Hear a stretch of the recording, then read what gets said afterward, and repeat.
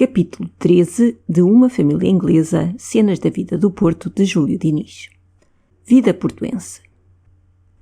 Manuel Quintino habitava numa rua próxima do extremo ocidental da cidade, afastada assim do maior bulício dela. Bulício que, desde as 3 horas da tarde até às 6 da manhã, era para o guarda-livros insuportável. Os gostos de Manuel Quintino tinham de facto variações diurnas tão regulares como as de um instrumento meteorológico. Nas horas de vida comercial, impacientava o sossego do bairro em que vivia. Ao romper do sol, por detrás dos outeiros, que ele avistava ao longe das janelas do seu quarto, tomava-o a febre do trabalho. O cantar matutino das aves, por entre os arbustos do quintal, a não ser aos domingos e dias santos, não o tentavam a ficar a ouvi-las. Parecia que mais belezas de harmonia achava nos gritos dos vendilhões que enchem as ruas da cidade baixa. Pelo contrário, ao declinar da tarde, entrava-lhe no coração a nostalgia doméstica. Começava a odiar o escritório, a rua dos ingleses, o burburinho das praças e a suspirar, como o expatriado, pela alegria do regresso. Extasiava-se em ver de casa descer o astro do dia e sumir-se no oceano. Espetáculo magnífico, ao qual da varanda da sala de jantar assistia com o prazer do espectador que de um camarote de frente presencia fascinado a vista final de glória de um drama sacro. O arranjo interior da pequena casa de Manuel Quintino exprimia certo bem-estar, certo conforto que principiava a querer transpor os limites que o separavam do luxo. Permitia-os os ordenados que Manuel Quintino, como primeiro guarda-livros, recebia das mãos de Mr. Richard, mãos nunca tão apertadas que não deixassem sair algumas mealhas mais do que o ajustado. Preciso é, porém, confessar que o espírito económico e a inteligente administração de Cecília concorriam em grande parte para este resultado. Pelas suas mãos, de bem pequenas afeitas ao trato doméstico, tão escrupulosamente regulados andavam os capitães que não só satisfaziam ao necessário, mas derivavam-se ainda para o que se pode já dizer supérfluo. Escusado é quase acrescentar que Cecília era o ídolo de Manuel Quintino. Nela se concentravam todas as afeições do velho. Tinha apenas 6 anos a filha, quando lhe a deixara confiada à esposa, que ele chorava ainda. Enquanto cercava a inocente de constante vigilância e de cuidados assíduos que, por inspiração do coração, soubera amenizar de carinhos e de meiguices verdadeiramente maternais, robusteceu-se-lhe aquele amor a ponto de referir daí por diante a ele todos os outros sentimentos que o moviam. Nunca lhe pareceu demasiada qualquer despesa feita com Cecília. Empenhou-se em dar-lhe uma educação esmerada e conseguiu. Exultava de prazer, vendo crescer em vida, em inteligência, em bondade, aquela bonita criança, junto de cujo berço velara noites e noites, cismando no futuro dela. Pouco a pouco deixara-se possuir de um respeito, de uma veneração pela filha, que tinha seus vislumbres de idolatria. A primeira madeixa loura, cortada aos cabelos de Cecília, ainda menina, trazia o velho sempre consigo, como um talismã milagroso. O menor bilhete, dos que ela lhe escrevia para o escritório, a respeito de qualquer negócio doméstico, arquivava-o como relíquia que seria profanação deixar perder. Tinha puerilidades, Manuel Quintino. Puerilidades que só farão rir aos poucos que não as tenham tido iguais. Movia-o quase até às lágrimas qualquer frase afetuosa daquelas insignificantes correspondências. Como ele era feliz lendo, no alto do bilhete, por exemplo, meu bom pai, ou meu querido pai, e no fim dele, sua extremosa filha, ou sua filha obediente. Por irresistível impulso, aproximava dos lábios aquelas palavras e beijava-as com fervor.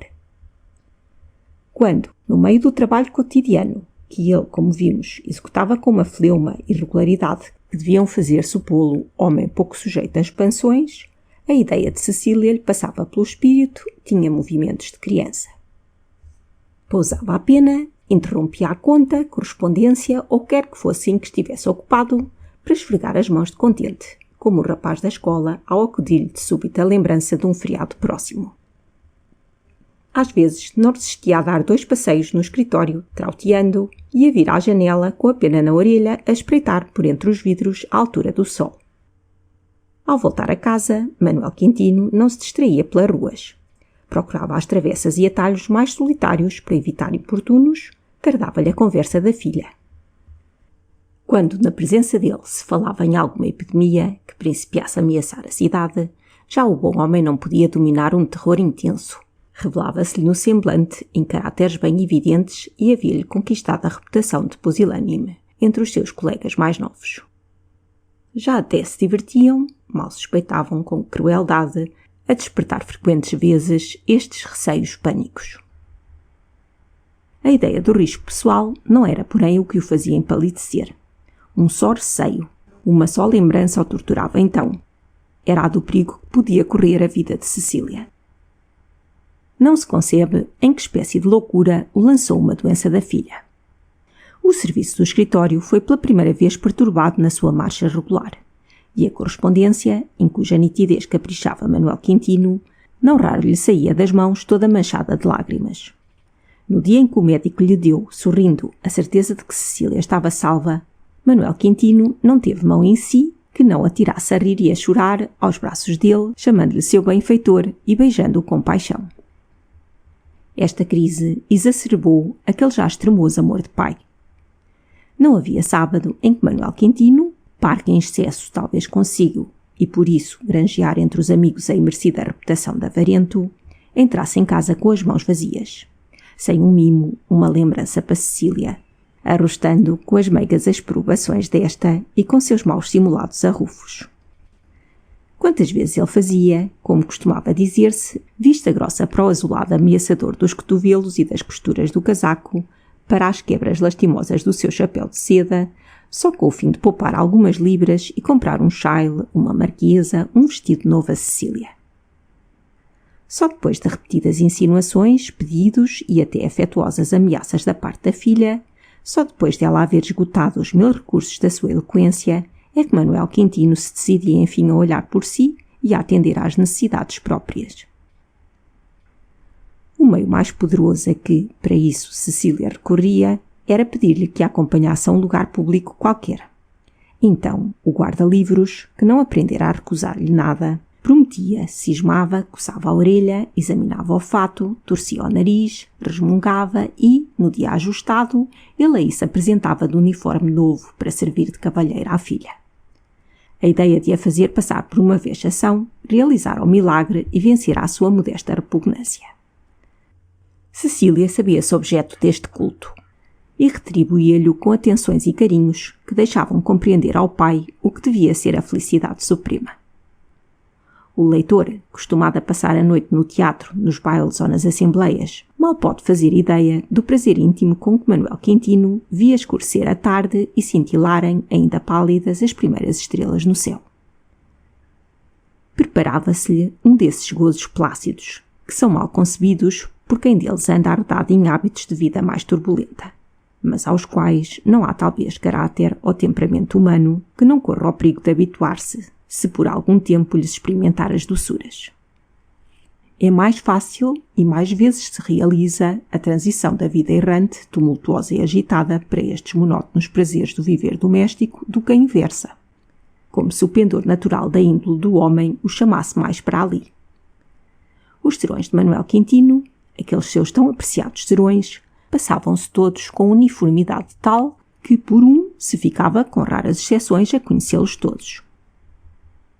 O fim da tarde e a noite daquele dia, em que se passou a parte das cenas que havemos descrito até aqui, podem oferecer-nos uma perfeita amostra deles. Manuel Quintino, depois do jantar, viera assistir da varanda do Ocidente ao espetáculo do crepúsculo e a regalar a vista por sobre as quintas, jardins, casas e alamedas do vasto panorama que o mar cingia de zona prateada. A tarde estava de chuva, mas o vento de sudoeste conseguira romper o extenso manto que cobria o firmamento e, mostrando um pouco do azul da abóbada celeste, deixava que o sol, no ocaso, dourasse as últimas nuvens que daquele lado limitavam o horizonte. As ocupações domésticas de Cecília só de quando em quando lhe permitiam assomar também à varanda e, recostando então o braço ao espaldar da cadeira do pai, fazia notar a este as particularidades de beleza daquele vasto quadro, que o espírito pouco analítico do velho somente apreciava em globo. «Repare naquela nuvem cor-de-rosa. Não parece mesmo uma ave com as asas abertas?» perguntava Cecília, designando uma das tais nuvens que o sol tingia aos reflexos afogueados. «Uma uma ave, dizia Manuel Quintino, fitando o objeto designado. Então, como te parece uma ave aquilo, menina? Pois não acha? Olhe, vi ali a cabeça, depois uma asa, depois a outra. Olhe, agora ainda parece mais, até a cauda se conhece bem. Eu, se queres que te fale verdade, continuava Manuel Quintino, sem perceber ainda a semelhança. Olhem que pai este, pois de veras não vê, para onde é que está a olhar? E Cecília vinha colocar a sua bonita cabeça na posição da de Manuel Quintino e tão perto que o pai não perdia o ensejo de lhe beijar na fronte. Ora diga, pois não lhe parece uma ave aquilo? Insistia Cecília. E eu... Ah, agora sim, exclamou o velho, tendo afinal percebido a semelhança. Agora sim, senhora, lá está. E que grande bico que ela tem, ora o diacho. A menina faz favor de chegar aqui. Era a criada Antónia que reclamava o conselho de Cecília em alguma dificuldade da administração doméstica. Antónia era de um tão genuíno tipo de criada de servir que dispensa a descrição. Cecília retirou-se da varanda. Manuel Quintino permaneceu com os olhos fitos no sítio para onde lhe os dirigira a filha, até que a nuvem cor-de-rosa de todo se descoloriu e deformou. Então baixou-os para a terra e cismava, na sua felicidade. Passados instantes, Cecília aproximou-se, pé ante pé, e sem ser pressentida, veio por detrás dele e tapou-lhe os olhos com as mãos, perguntando: Adivinha quem eu sou? Ora, tem muito que adivinhar, respondeu Manuel Quintino, gracejando. Pelas mãos se conhece logo. É a aguadeira. Ora vamos, exclamou Cecília rindo. Mas para onde é que estava a olhar, assim entretido que nem me viu? Estava a ver umas obras que além se andam a fazer. Aquilo, se me não engano, é na casa do conselheiro Arantes. Ora, se há de olhar para acolá, para aquelas árvores, põe-se a reparar nessas casarias. Não lhe apetece estar ali, debaixo daqueles carvalhos? Não é nenhum impossível, se quiseres. Então promete levar-me lá? Prometo tudo o que quiseres. Veja o que diz. Depois, se lhe pedir alguma coisa difícil, eu já estou acostumada às tuas exigências. Sim, pois eu tenho uma coisa a pedir-lhe. Há de ser grande. E é, promete fazê-la? Diz lá, mas promete? Mas diz primeiro. Não, senhor, prometa antes. Bem sabes que não digo que não. Mas então, que dúvida tem em prometer? Está bom, prometo. Dá-me a sua palavra? Dou a minha palavra, disse Manuel Quintino rindo. Pois o que eu queria pedir-lhe, disse Cecília, passando os dedos por entre os cabelos brancos do pai, era que comprasse outro guarda-chuva, que a falar a verdade, aquele sempre está. Ora, cuidei que era outra coisa. Não importa, mas prometeu. Pois sim, mas escuta. Agora escuto, que tenho mais que fazer. E retirava-se apressada para não ouvir, dizendo: Não quero saber, prometeu. Daí a pouco era o pai que a chamava. Cecília, ó Cecília, anda depressa ver um vapor no mar. Cecília correu à varanda. Vês? Agora estou como o pai há pouco, com a nuvem. Pois não vês? Olha, aqui mesmo ao direito daquela chaminé, entre aquela entreaberta dos pinheiros. Bem vejo, entra ou sai. Quer entrar, mas com o rio assim, aquilo é vapor inglês, ora traz-me o óculo. Agora é quase noite e não pode distinguir nada, e demais está frio, não será mal fechar a janela e vir cá para baixo. Eu tenho também de trabalhar e preciso de acender a luz mais cedo. Pois então vamos. Principiava então ainda mais agradável passatempo para o honesto guarda-livros. Desciam para a sala contígua ao quarto de Manuel Quintino. Sala modestamente mobilada, mas em cada particularidade da qual se revelava o bom gosto de Cecília. Se ali dentro se não encontrava nenhum móvel de alto preço, nenhum objeto de elegância luxuosa, não havia também ridículas demonstrações de um gosto grosseiro, amontoadas sem ordem, adquiridas sem escolha. Descobria-se em todo aquele recinto um asseio e aconchego que fazia bem contemplar. Manuel Quintino sentava-se junto da mesa de trabalho, em uma cadeira de braços, verdadeiramente patriarcal. Cecília trazia luz, fechava as janelas, pousava a cesta da costura e vinha sentar-se ao lado do pai. Manuel Quintino contava alguma coisa do ocorrido no escritório. Cecília correspondia-lhe, referindo o que na ausência de Manuel Quintino sucedera em casa. Naquela noite, o pai falou muito de Carlos. das suas travessuras, do seu estouvamento, dos enganos que naquela manhã lhe fizera ter na escrita, do episódio da água ardente, dos sentimentos de Mr. Richard para com o filho e, sobretudo, do bom coração do rapaz. Cecília escutava-o com atenção, sem nunca o interromper com perguntas, mas também sem nunca levantar os olhos da costura, para os fitar no pai. Nisto, retiniu a campainha do portal. Aí está o homem, disse Manuel Quintino. Antónia, vá alumiar, bradou Cecília. Ouviu-se Antónia descer pesadamente as escadas. Depois, algumas palavras trocadas no portal. Os passos de duas pessoas subindo e o homem, que Manuel Quintino parecia esperar, entrava para a sala, tirando o chapéu e cumprimentando os circunstantes com a invariável fórmula. Muito boas noites, Sr. Manuel Quintino. Muito boas noites, menina. Este homem era um vizinho e amigo de Manuel Quintino, que havia muito tempo ganhara o hábito de vir todas as noites ali ouvir ler os jornais, tomar chá e sustentar com o guarda-livros o mais soporífero e descosido diálogo que se pode conceber. Retirando-se, enfim, ao bater das 9 horas, depois de agasalhar o pescoço com uma manta de lã, a qual levava sempre de prevenção para toda a parte. Chamava-se José Fortunato. Fora em tempos negociante de cereais. Nesta época era proprietário de prédios velhos, possuidor de papéis de crédito, homem de hábitos pacíficos e ideias conservadoras. Modesto no vestir, discreto no falar, fazendo ao jantar o seu forte no cozido e, entre as maiores extravagâncias da sua vida atual, contando a do comprar, de quando em quando, uma lagosta para comer de salada. Era destes sujeitos fiéis observadores das leis comerciais e rigorosos nas suas contas, a ponto de poderem parodiar uma das petições do Padre Nosso, dizendo: Fazei que nos paguem, Senhor, as nossas dívidas, assim como nós pagamos aos nossos credores. Esta cotidiana visita a Manuel Quintino tornara-se já para o Sr. Fortunato uma necessidade. E, de igual forma, a presença e o conversar do ex-negociante de cereais, conquanto pouco ofertas e distrações, não eram menos precisas ao pai de Cecília, que estava naquela idade em que os hábitos imperam com mais força e menos se moldam os gênios às exigências de hábitos novos. Passados os cumprimentos de tarifa, José Fortunato tomava o assento ao lado de Manuel Quintino e principiava entre eles um diálogo que, com as variantes que o leitor prevê, era deste teor a forma. Muito frio, Sr. Fortunato, dizia um. E muita chuva, respondia o outro ajeitando-se. Esteve hoje lá embaixo? Perguntou ociosa. Estive. Então, que se diz de novo? Nada. O rio vai muito cheio? Parece que começa a baixar um pouco. Sempre está um tempo, santo o nome de Deus. E que desgraças tem já causado? Que eu dou-me melhor com o frio, acrescentava daí a instantes Manuel Quintino. Eu lhe digo, eu também.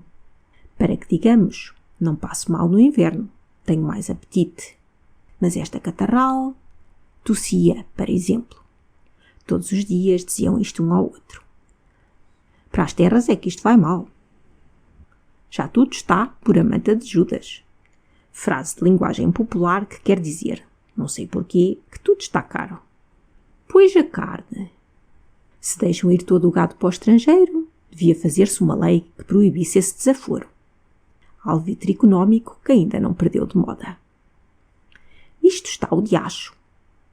Este apophtegma fechava quase sempre e com chave de ouro o diálogo. Calaram-se os dois. Cecília, que esperava por este silêncio e já por hábito sabia o que significava, ia então buscar as folhas do dia e preparava-se para ler. Os dois velhos dispunham-se a escutar. Qualquer deles experimentava um prazer indefinível em ouvir ler Cecília. Lia com tanta inteligência e graça que o Sr. José Fortunato confessava que muitas vezes, ouvindo-a, entendia as coisas, em que de balde tentara penetrar a grande esforço de leitura própria. Era uma cena curiosa aquela. A compaixão paternal só perdoava a Cecília a secção dos anúncios. O mais tudo lhes lia a condescendente rapariga. O artigo de fundo, com resignação, com intrepidez as notícias estrangeiras, com curiosidade as locais, o folhetim com mais vontade e tudo sem o menor constrangimento que pudesse aguar aquele prazer dos seus ouvintes. O gênio de Cecília nem sempre lhe permitia proceder, sem comentários, àquela leitura toda. A apologia exaltada do governo interrompia-la às vezes com um à parte, capaz de produzir crise ministerial, se fosse escutado nas câmaras. Uma catilinaria acerbadamente oposicionista desafiava-lhe reflexões que neutralizavam o contágio antigovernamental que principiava a fazer das suas nas profundas convicções da ordem do Sr. José Fortunato. O leitor deve estar certo de que, por aquele tempo, monopolizavam a curiosidade pública as variadas peripécias da Guerra da Crimeia.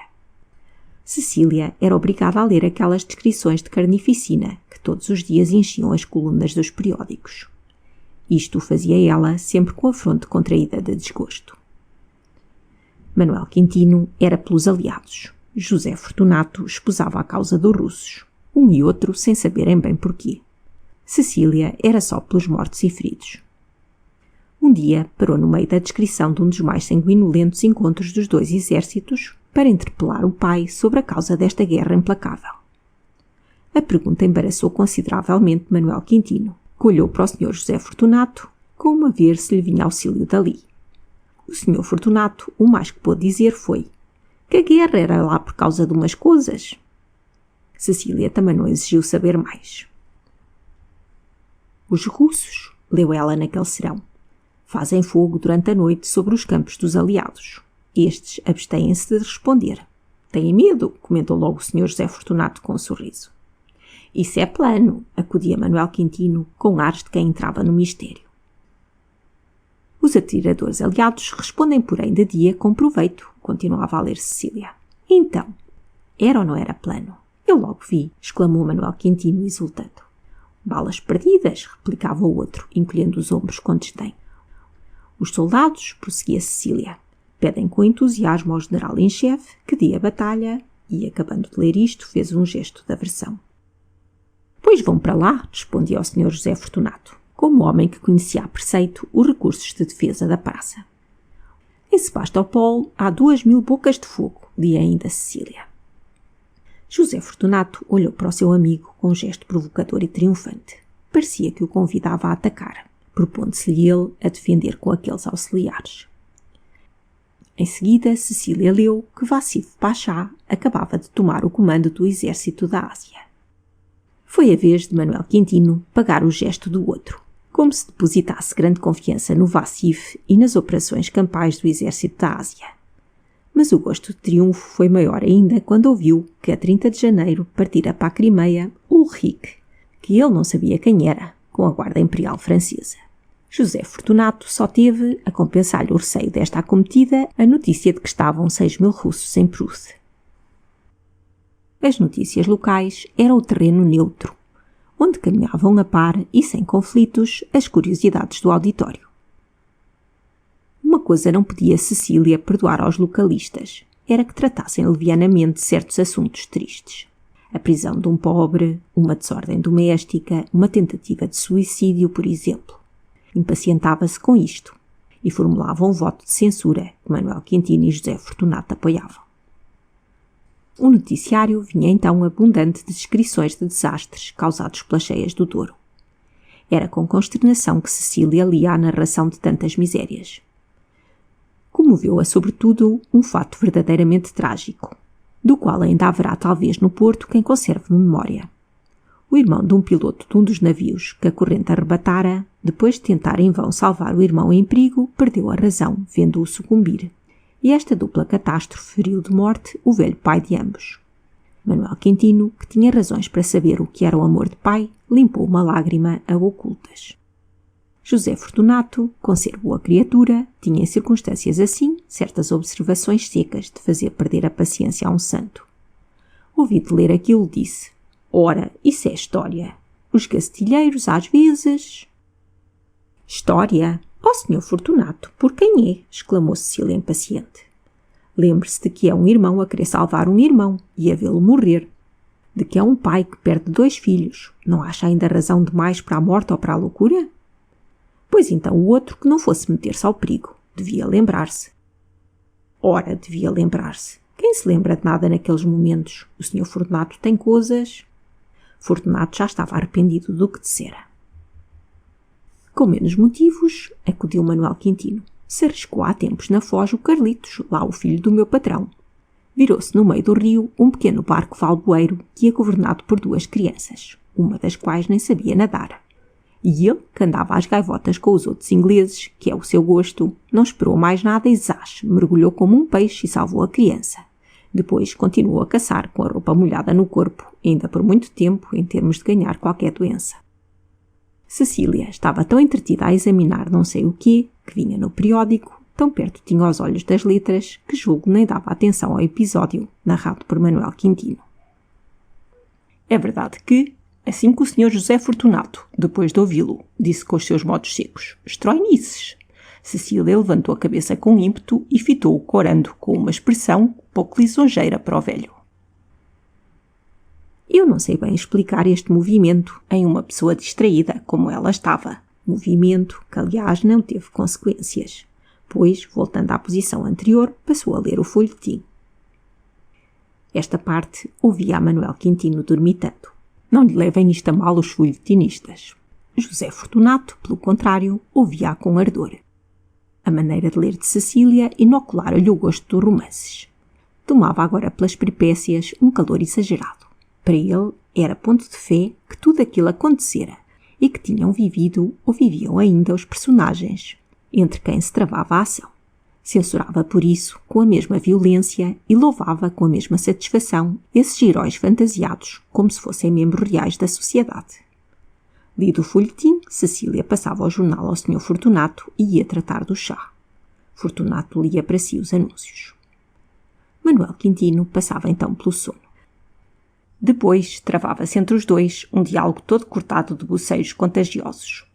Os assuntos eram para estes efeitos. Eis o programa desta noite. Primeira parte. Fortunato principia por dizer: Pois é verdade. Replica-lhe Manuel Quintino, que a vida estava para ele. Queixe-se que tem de quê? Diz o outro. E não tenho pouco, responde Manuel Quintino. 2 bocejos de ambos os lados e pausa. Segunda parte.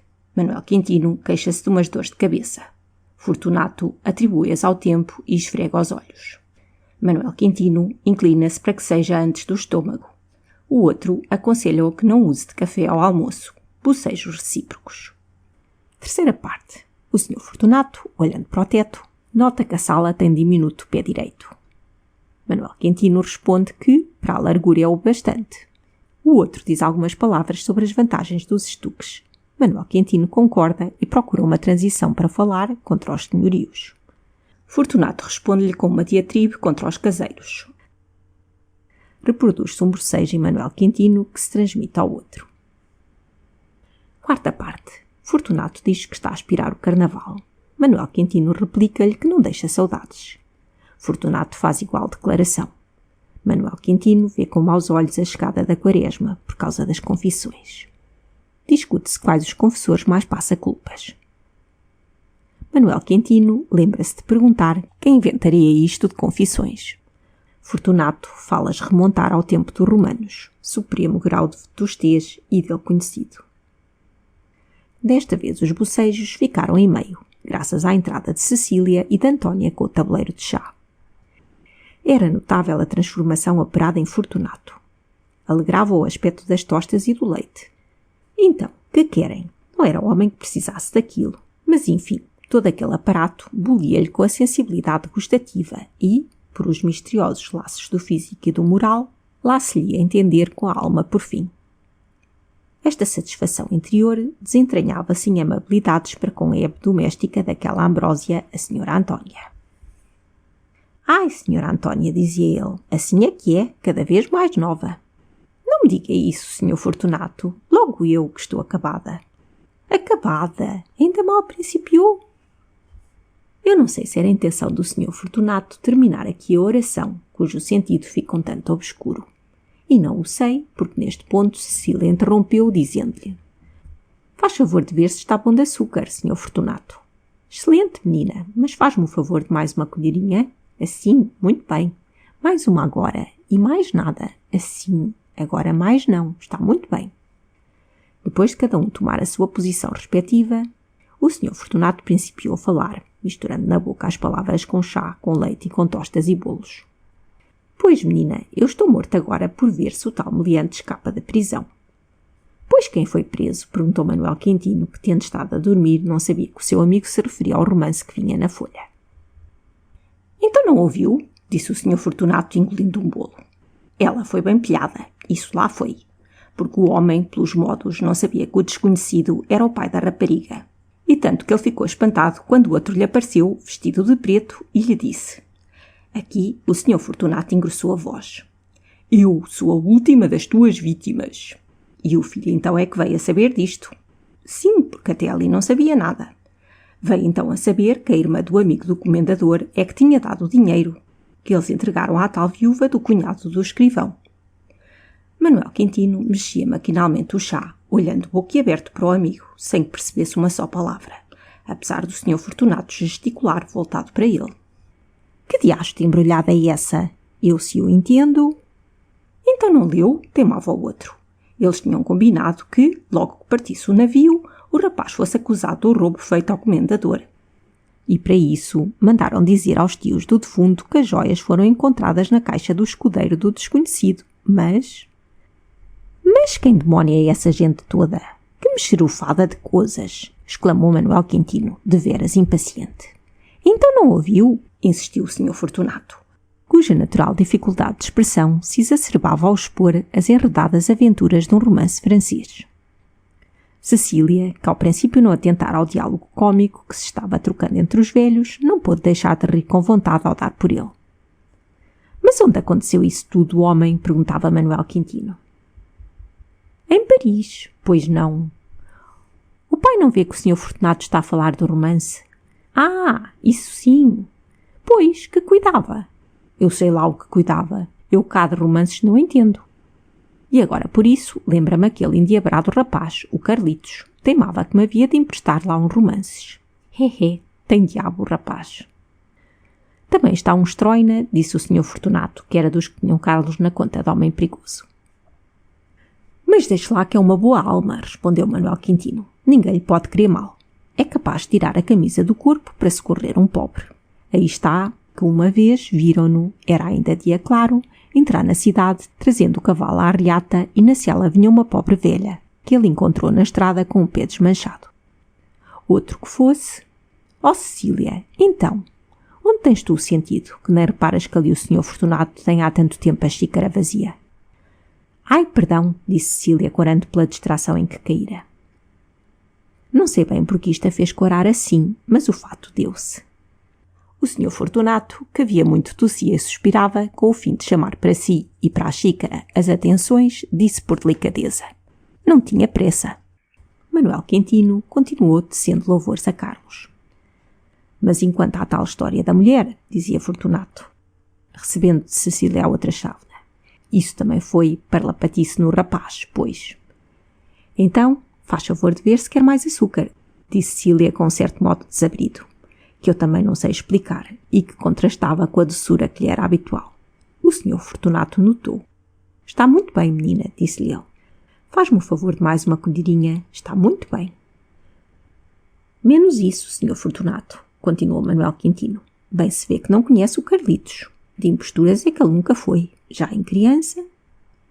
Meu pai, sirva-se antes destes bolos, disse Cecília, de modo tão afetuoso que alvoroçou a sensibilidade do velho. Deixa estar, filha, que eu cá me vou servindo. Pois sim, insistiu o Sr. Fortunato. Mas que ele não é lá de muito bons costumes, isso é que é verdade. Antónia, sirva aqui o Sr. Fortunato, disse Cecília secamente, ordem que, por excepcional, surpreendeu a todos. Também não sei bem explicar a razão desta ordem.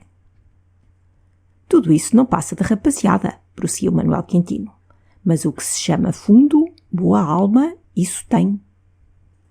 Olhe, Sr. Manuel Quintino, homem que não toma rumo de vida.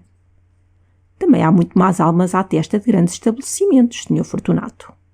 Se o modo de vida fosse garantia e probidade, disse Cecília com ironia. Pois, bem sei que não, menina, mas, meu caro, disse Manuel Quintino, o que ninguém pode negar é que está ali um homem de bem. É verdade isso. Muitos fazem pior com menos a desculpá-los. O diálogo prosseguiu, discutindo-se muito Carlos. Cecília, porém, absteve-se de tomar parte nele. Terminou o chá. O ardor da conversa baixou. Manuel Quintino pressentia o sono. José Fortunato sentia-se a digerir. Cecília trabalhava e às vezes ficava parada com os olhos fitos na luz, como se ela lhe oferecesse qualidades novas a examinar. Davam, enfim, 9 horas. Ora, vamos até casa, disse José Fortunato erguendo-se. Olhe-se se agasalha, recomendou-lhe Manuel Quintino. Antónia, venha alumiar, disse Cecília. E o Sr. Fortunato, feitos os seus cumprimentos, descia as escadas, conversando com Antónia até à porta da rua a respeito de frieiras. E metia-se em casa, onde a imaginação teimava em recordar-lhe a doce figura de Cecília e tudo quanto lhe dissera. Estranhei hoje os modos da rapariga, dizia ele ao deitar-se. Uma pérfida paixão começara, havia muito, a minar o coração do pobre homem. Manuel Quintino, como tinha de se levantar cedo, ia-se deitar pouco tempo depois de Fortunato sair. O diálogo entre o pai e a filha desta vez consistiu nisto. Este senhor Fortunato às vezes é caturra, é? E tem umas ideias. Boa noite, meu pai. Muito boa noite, minha filha. Deus te abençoe. Cecília retirou-se. Apesar de na véspera se ter deitado tarde, como o leitor sabe, Cecília não sentia sono. Parecia-lhe estar ainda experimentando o atordoamento do baile. Lembrava-lhe tudo quanto Carlos lhe dissera, e o mais que da Jenny tinha sabido, e afligia-se então. Depois vinham as reflexões de Fortunato. Depois as palavras do pai e os episódios que de Carlos Whitestone referira. Afinal cedeu ao sono. Pouco lucrou na transição. Há certo dormir que fatiga mais que a vigília. Trava-se uma luta de sonhos que nos deixa extenuados. Cecília imaginou que ia num barco, levado pela corrente impetuosa do rio em direção da Barra. O perigo era certo e, contudo, o barco ia cheio de máscaras que dançavam. Cecília gritava, mas ela própria não escutava a sua voz. O barqueiro era o Sr. Fortunato e, coisa singular, ao mesmo tempo que remava, ia tomando chá. Depois vinha Carlos com um cavalo pela rédea. Mas o que mais a surpreendia era que vinha pelo mar. Carlos queria salvá-la tirando-a do barco, mas as outras máscaras e o Sr. Fortunato não deixavam. Porém, o Sr. Fortunato já não era o Sr. Fortunato, mas sim um dos personagens do romance que tanto o impressionara. E o mar também já não era bem o mar, porque tinha camarotes em volta. E, contudo, o perigo persistia. Sem saber bem como ou em quê, e agora era ela que fugia de Carlos. Finalmente, o sonho era de um enredo complicado, tendo por elementos os diversos acontecimentos e assuntos que mais tinham preocupado Cecília naquele dia, mas tudo em desordem completa. Em consequência deste sonho, acordou de manhã pálida e abatida, o que não pouco inquietou Manuel Quintino. Fim do capítulo 13.